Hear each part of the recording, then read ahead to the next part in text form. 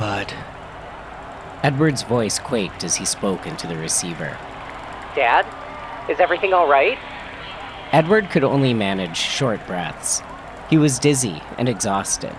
His head swam and his tongue was thick with dehydration. Everything was too bright. Jack's voice was too loud. I don't think so, Jackie. Is Teresa there? I sent her home a couple hours ago. Edward shut his eyes for a moment and instantly began to dream. Dad? Dad! Dad! Jack's voice snapped him out of it. Dad, I'm calling an ambulance. No, Jack. Don't do that. Please don't do that. We talked about it. This is what I want. Dad. Don't worry, I'm comfortable. My feet are up. Baseball is on. I couldn't ask for anything more. But I think this is it. I'm in Rochester, but I'm getting in the car now. Can you please wait for me, Dad? I'm an hour out. Try and stay awake. Anything for you, champ.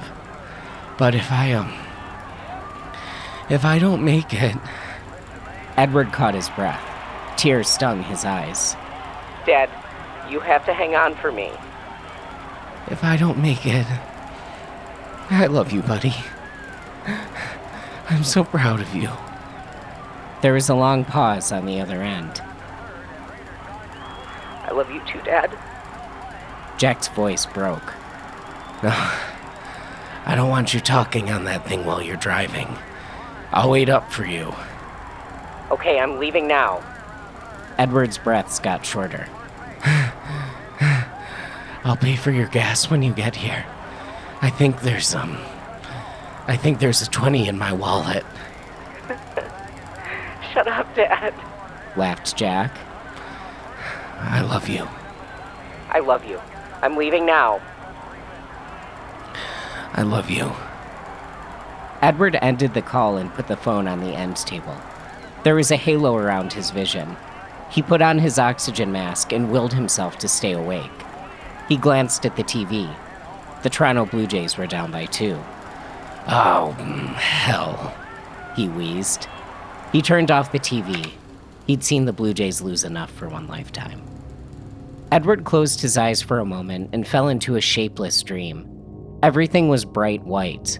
He felt heavier than he'd felt in his life, but it was a comfortable weight. He was warm and safe, like a swaddled infant. His vision narrowed in on a pinprick of light. Stay awake, he told himself, but he couldn't open his eyes. The pinprick of light got wider. The world was falling away. Wait for Jack. Wait for Jack. His voice echoed in his head. There were longer gaps between his breaths. He was ready to take his final breath when he was interrupted by a fist rubbing against his sternum. Edward shook back into the world of the living with a gasp. "Come on, Mr. O'Brien, you're not going anywhere yet," said a strange voice. It took a moment for Edward's vision to return. Slowly, everything settled, and he was back in his living room.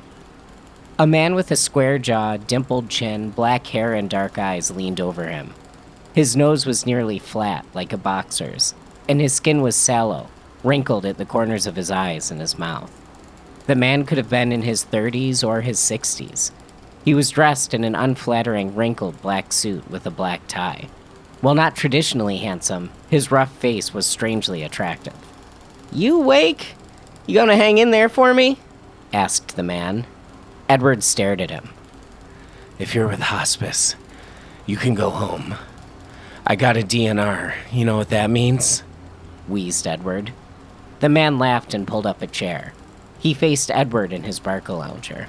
"Oh, I'm not with hospice," said the man. He grabbed the tangled blanket wrapped between Edward's legs, folded it, and neatly tucked it back around him. "You comfy?" he asked. How'd you get in here? "See, well, I think we can help each other out." Edward waved the man away, but even the small motion of his hand left him panting. I don't need any help, he said, struggling for breath. The man stared at him without blinking until Edward's breathing became more steady. We almost lost you for a second back there, Mr. O'Brien, said the man, smiling out of the corner of his mouth. He reached into his back pocket and pulled out a small maroon notebook the size of his palm. He took a pen from inside his suit jacket and clicked it. He opened the notebook and flipped through the pages before coming to a stop. He read, resting his index finger to keep him in place. Edward O'Brien, 78 years old, late husband of Elizabeth, father to Jack. Cause of death, congestive heart failure. Time of death, 7:08 p.m. on June 23rd of the year of our Lord 2022. Why, Edward, that's today. How much time we got? The man pulled back his sleeve and looked at his watch. It is now 6:59 p.m., Mr. O'Brien. Jack is still about an hour away. Do you want to risk it all and cast me away, or do you want to try and help me out? I can buy you an hour. Edward couldn't catch his breath. Let me help you out with that, said the man. The stranger put his hands over Edward's heart and took a deep breath. He closed his eyes and sucked in his lips. Tears, black like ink, formed in the corners of his eyes and dribbled down his cheek, leaving black trails as they ran down to his jaw. The heavy, twisting weight that was suffocating Edward lifted, and he could breathe comfortably again. The man took his hands off Edward's chest, leaned back, and let out a heavy sigh. The man said. He swallowed hard. The stranger wiped away his tears with the heels of his palms and composed himself. He looked at his watch. I want to offer you a deal, Mr. O'Brien. You scratch my back, I scratch yours sort of situation. If you can help me out, I promise you can see Jack one last time. Edward scoffed. So what?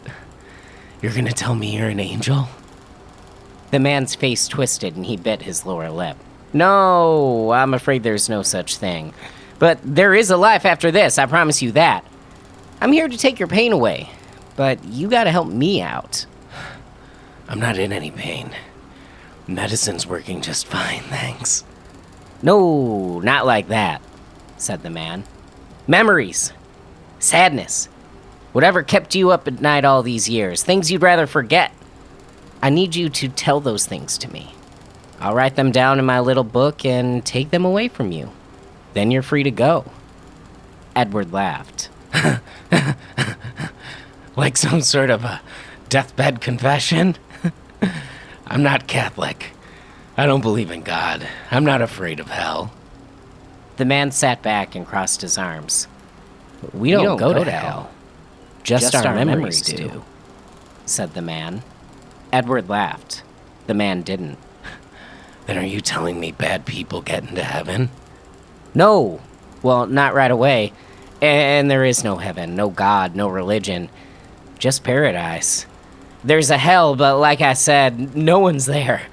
Just bad memories. And I'm here to take those bad memories from you and send them where they belong. I'll zap them right out of your head. It'll be like they never happened. Then what? Look, the man said. He looked at his watch. I wasn't a good man like you when I died, so I have a debt to pay. My days are consumed by death. I visit the dying and I eat up their bad memories. I think I'm stuck in this in-between until all the bad I did gets evened out by all the bad I take away from good people like you. Look, you can see Jack one last time if you play ball. Oh, hell, said Edward. Exactly, the man laughed. So you want to hear the last bad thing I did? No, not like that, said the man. What memory you got or memories still hurt? This isn't exactly how I thought I'd spend my last hour on Earth. Edward sighed. Childhood is usually the best place to start. Why don't we try to start there? I don't want to talk about that, Edward said. Kids can be mean, Mr. O'Brien. Edward bit his lip and took a breath. You promise I can see Jack one last time? I promise. Edward paused, then began. I was a pretty lonely kid. He waited for the stranger to speak, but the man just leaned forward, scribbling in his notebook. Boy, 70 years ago, and I feel like it just happened. Hurts all the more now that I know what it's like to have a son. I don't know why. Say, what's your name anyway? The stranger didn't look up. Have it your way. My daddy worked hard. My mom stayed at home. I didn't have any brothers or sisters, but I felt like I got along with other kids well enough. If anything, my mommy used to tell me that I was too nice. And my dad wasn't like the other dads at the time. He was a sweetheart. Never saw him get mad once, and boy, did he adore my mom. I have this great memory. Wait a minute, you don't take away the good memories, do you? The man shook his head, no. He kept scribbling. I got this memory of my mom and dad doing dishes. Must have been summer because the windows were open and I could hear kids playing outside. I could see my parents side to side at the sink, doing dishes after dinner. I was supposed to be doing my homework or in my room, but I crept down the stairs because I could hear the radio was on. And there they were, swaying together to the music. My mama washing the dishes and my dad drying. They weren't saying anything, just enjoying being together like that, kinda dancing to the radio. He didn't put his arm around her, and they didn't kiss or anything, but they were moving like one person, one unit. I told myself, gee, when I grow up, I want to have a wife just like that. And I did, with Elizabeth, but anyway, that's the type of household I grew up in. Well, that doesn't sound too bad to me at all, Mr. O'Brien. Yeah, but that's what I'm getting at. The minute I left my front door and went to school, everything changed for me. I don't know why kids are so mean to each other the way they are. I never did anything wrong, or I was never mean to anyone as far as I can remember. I got along well enough with the kids, like I said, but there's this one boy, a mean kid, Will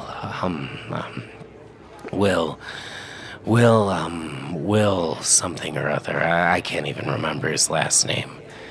He was good at everything, this boy. He was smart, great at sports, but man, if he was a mean. He had himself a bit of a following. If he told kids to jump off a bridge, then damn, they'd all take a header. Me, though, I wasn't good at school. I'm dyslexic, you got that in your notes? And I got called all sorts of names. I hated school. The only thing I cared about was baseball, and I wasn't good at it. But that was enough. That was enough for the kids to be nasty. I was the weak link. Will sicked all those kids on me. I remember one day we were in the cafeteria. I had my tray and went down to sit at the table where all the other boys were, and the instant I sat down, they all stood up at once and went to another table. Everyone saw it happen. People laughed. I was so humiliated. And that kind of set the tone for the rest of grade school.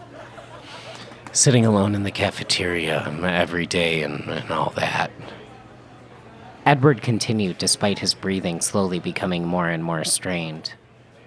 One day, my mama asked me why I was acting so sad around the house. And I broke down crying, and I told her everything. Eating alone, getting picked on by the boys. She told me I had to stand up straight with my head in the air. And I told her I would to make her feel better. And I got through the school year.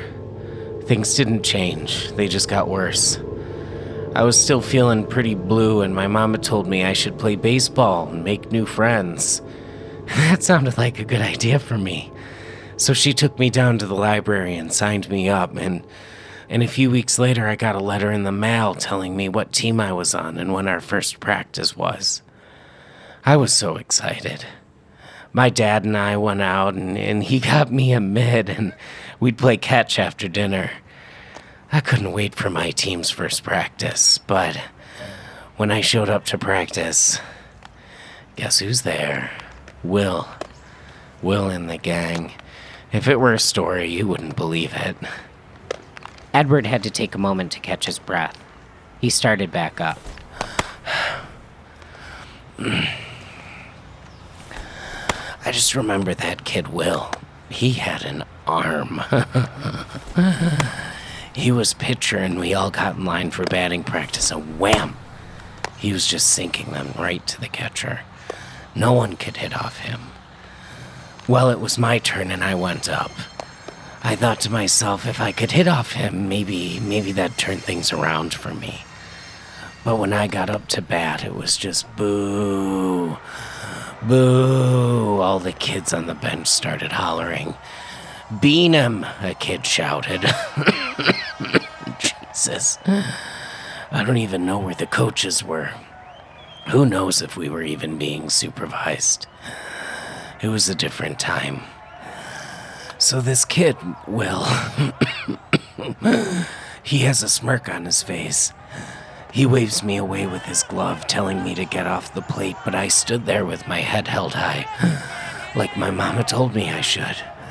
Boo, boo, everyone is shouting. I stand there, ready. Will winds up and wham! I'm on the ground. Everything is spinning. Tears are streaming down my face. Finally, the coaches run out to check on me while all the kids are just laughing. I never felt so helpless in my life. My head is spinning and the coach asks where it hurts and all I can do is cry out that I want my mama. Edward swallowed hard. His vision tunneled and his chest felt tight again. I want my mama.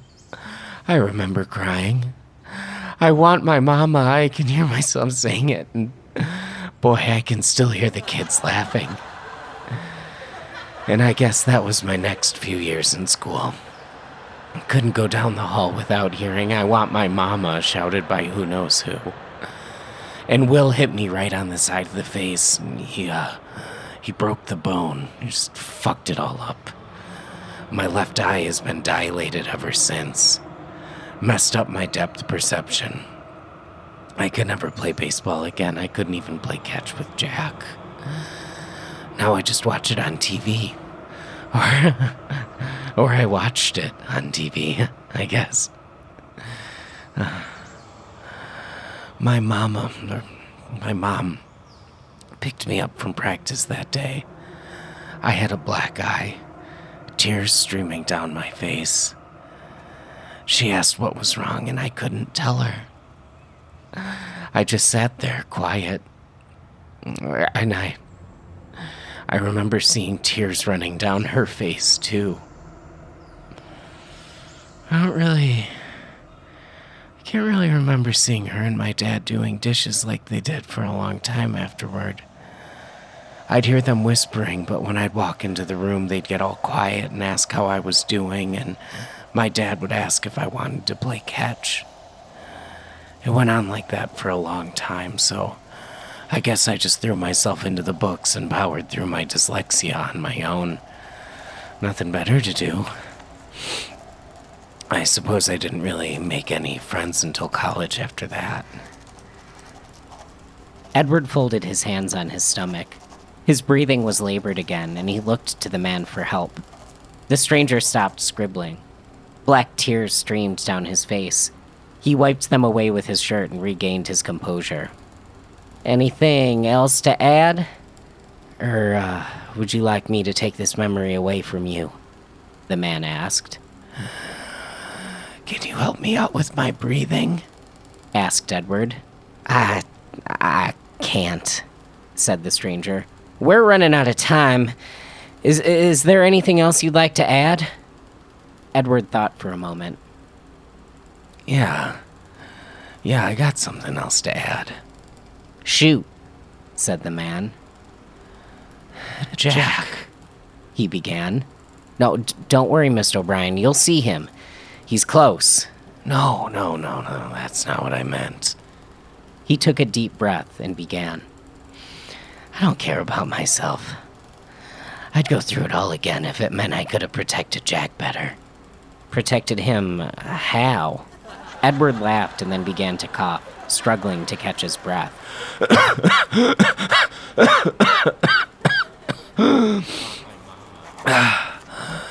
Jack. My God, Jack. When he was born, that boy was just perfect. He still is. I couldn't sleep at night because I got so worried he'd stop breathing. So I'd stand over his crib and count his breaths. I'd just count his toes, one after the other, again and again. I'd count from 1 to 10, then start all over again just to remind myself how perfect this little boy was. And he was perfect. You better believe it. He still is. The man continued scribbling in his book, black tears rolling down the corner of his eyes. And, Jack. Edward trailed off. He swallowed hard. I knew Jack was gay before he did. And I felt so sad. Because I didn't want him to get picked on the way I got picked on. And I didn't wish for a second that he would be anyone but himself. Don't get me wrong. I wouldn't have him any other way. Jack is Jack. He's perfect, just through and through. It's just, you don't know what it's like. The stranger stopped writing. I don't know what's like. Edward choked back tears.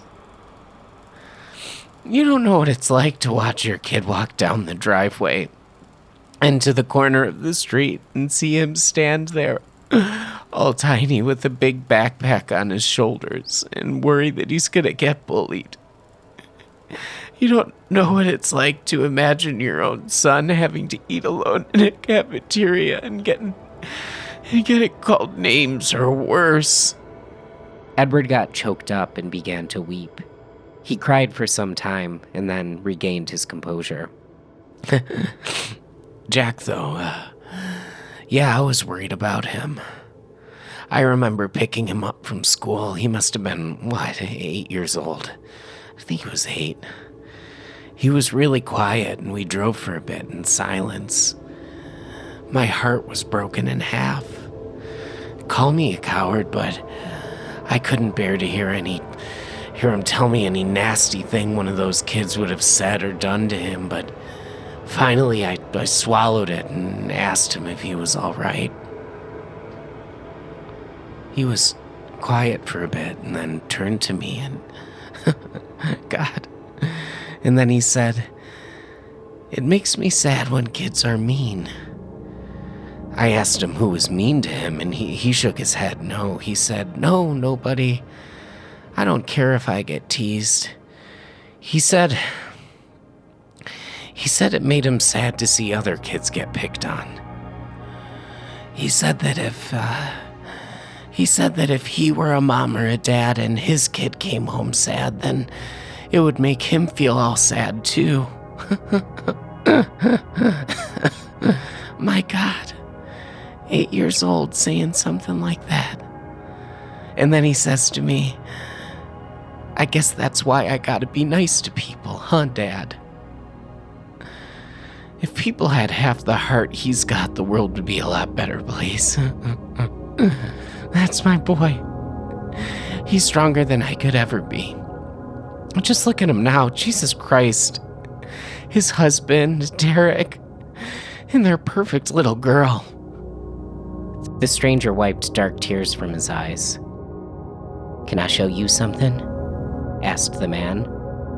Edward nodded and began to cough. Every breath was a struggle. Can you help me breathe again? The man shook his head. No. We're running out of time, Mr. O'Brien, but here, hand me the remote. Edward reached to the end table and gave the man the remote. The man turned on the TV. There was a strange, shiny glare around it.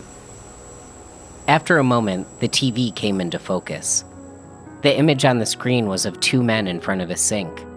They were doing dishes. At the kitchen table sat a tiny red-haired girl holding a crayon in her fist, scribbling in a coloring book. A song was playing. The two men rocked back and forth to it. One was washing the dishes, the other drying. The song ended. When the music stopped, the men turned to one another, held each other, and kissed. Edward pointed to the TV. That's my boy. That's Jack. He put his face in his hands and began to cry happy tears. That's my boy. Black tears streamed down the stranger's face. He took a final note and slammed the book shut. He approached Edward and put his hand on his forehead. "What do you remember?" he asked. Edward's eyes couldn't focus. It was tough for him to hold on to his thoughts. I remember, He trailed off. He took a few quick breaths and then continued. I remember my parents. And I remember my boy. My boy and his wonderful man and their beautiful girl. "Is that all?" asked the stranger. Edward took a few short breaths. Yeah, that's all I remember. It's so nice. Black tears streamed down the stranger's face. He wiped them away with his palms. The man put a hand on Edward's cheek. "How do you feel?" Edward paused. There's so much joy, he said. There's so much joy. "There sure is," said the man. He put the notebook in his pocket and put his pen away. He leaned over Edward and kissed him on the forehead. "Thank you. You just got me one step closer. I'll leave you two alone. Have a good journey, Mr. O'Brien." The room flashed bright white and the man disappeared. The TV turned on and the Blue Jays were up by 2. Edward shut his eyes and began to dream when the front door opened. Dad? Dad? Shouted Jack. Dad, are you okay? Where are you? Dad. Thought Edward. Dad. Edward smiled as he took his last breath.